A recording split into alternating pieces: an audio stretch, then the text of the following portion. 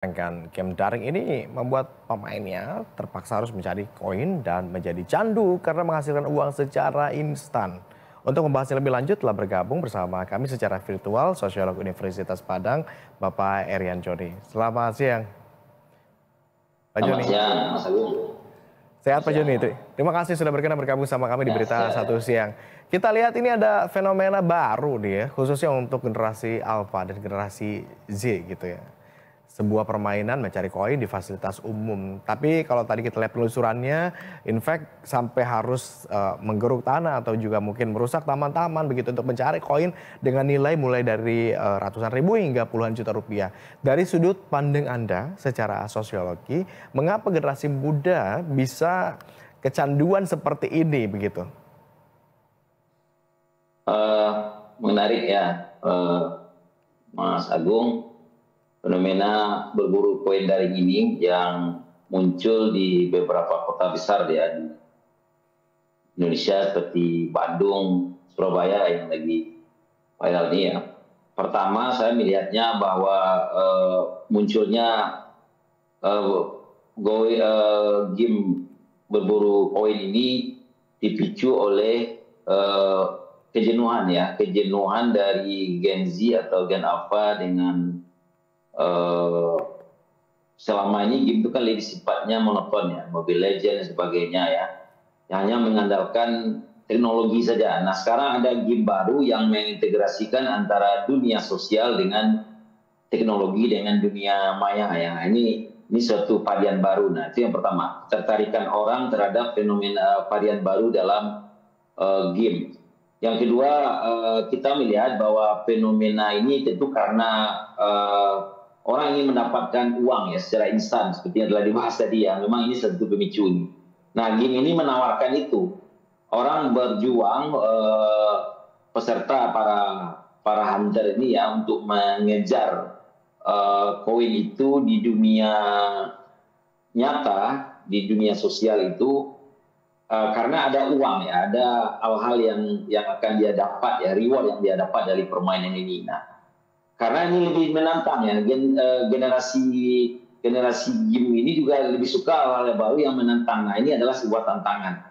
Nah, tetapi karena permainan ini baru, tidak melalui mekanisme yang jelas ya, dan itu dilaksanakan di fasilitas-fasilitas publik seperti taman ya, seperti mungkin juga di jalan, di trotoar ya, lama-lama ini tentu akan menjadi permainan yang tidak pro ya, tidak pro terhadap lingkungan dan tidak pro terhadap sosial ya, lebih kepada anti sosial. Kenapa demikian? Karena kenyataannya merusak fasilitas umum seperti taman. Ada laporan-laporan di beberapa kota yang menjadi tren seperti Surabaya dan Bandung itu juga merusak taman ya. Ada yang menginjak ya, ada yang menggali malah ya. Dan yang kedua itu juga akan mengganggu keselamatan dari para hunter ini ya dalam mencari koin ini. Keselamatan dia bisa saja ketabrak ya oleh kendaraan lain atau orang lain ya yang tersenggol oleh mereka, itu juga menimbulkan konflik ya. Dan juga mungkin saja serangan dari binatang-binatang yang berbisa ya seperti ular ya, seperti kalajengking dan sebagainya yang ada di pisah-pisah tersebut. Dan itu Tentu tidak ada risiko menjamin di ya. situ begitu ya. Ya ada risiko ya, karena pelaku terkonsentrasi ya pada titik di mana mereka harus menemukan ya, tanpa mempertimbangkan orang lain dan sebagainya. Mereka berpacu ya dengan waktu dan tidak lagi mempertimbangkan aspek eksternal ya dari permainan itu, orang lain, fasilitas umum yang lain terganggu dan sebagainya. Kondisi ini juga akan menimbulkan persoalan baru ya di kedepannya kalau permainan ini tidak tertata pada satu tempat ya. Mungkin saja pemilik aplikasi menyewa satu tempat yang dan itu sudah dikondisikan ya untuk permainan ini. Saya rasa itu lebih aman ya daripada menggunakan fasilitas-fasilitas umum yang sifatnya tentu mengganggu, mengurangi kelestariannya dan juga merusak tempat-tempat yang sebenarnya diperuntukkan untuk publik ya, bukan untuk pemain atau para hunter ini dalam mencari harta karun ya yang didiamkan di dalam permainan ini gitu. Oke, ada yang menarik dari sini Pak Joni, karena game ini juga ternyata membuat Ya, orang mengeluarkan sejumlah uang terlebih dulu dan memudahkan mereka mencari koin.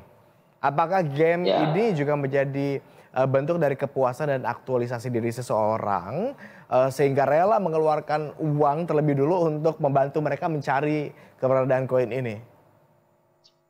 Ya, bisa. Ini pertama ini bisa kita asumsikan ya, karena penelitiannya belum ada ya, jurnalnya belum ada.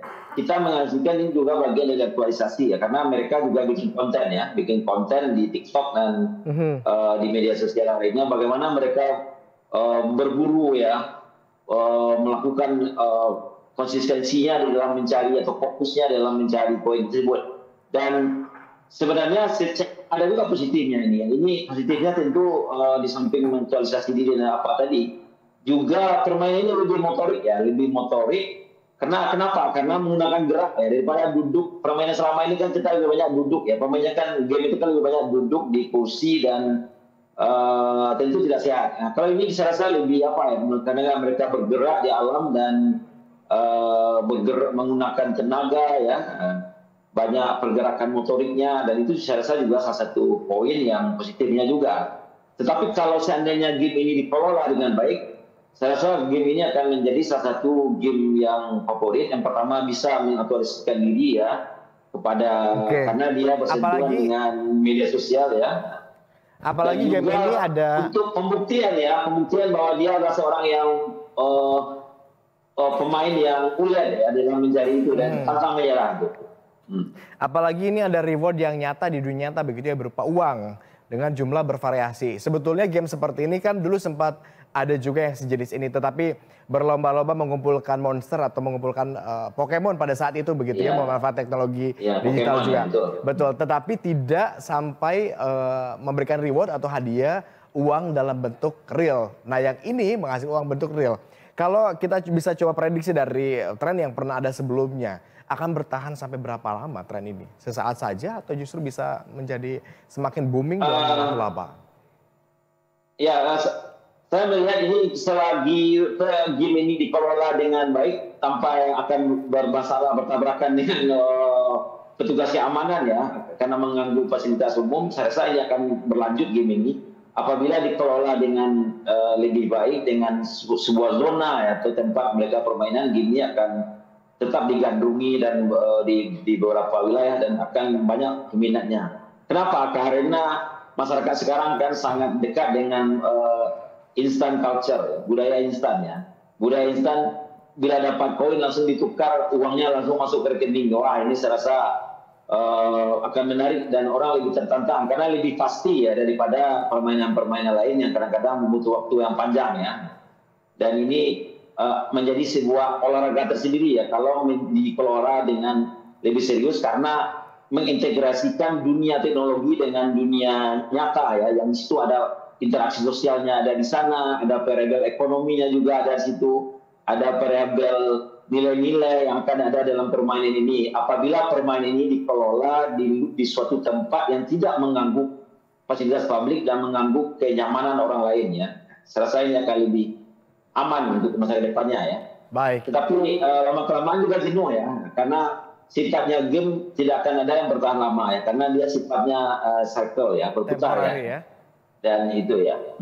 Baik, terima kasih Pak Joni sudah berkenan berbagi insight pada siang hari ini. Tentu harapannya kita sama, kalau tadi kita lihat aspek-aspek positifnya bisa kita maksimalkan, tentu dengan ada penunjang yang juga positif. Negatifnya kalau bisa kita kelola dengan baik, kita minimalisir dengan baik, tentu ini bisa menjadi sesuatu yang baik ya. Terima kasih Pak Joni sudah berkenan bergabung bersama kami. Selamat kembali beraktivitas.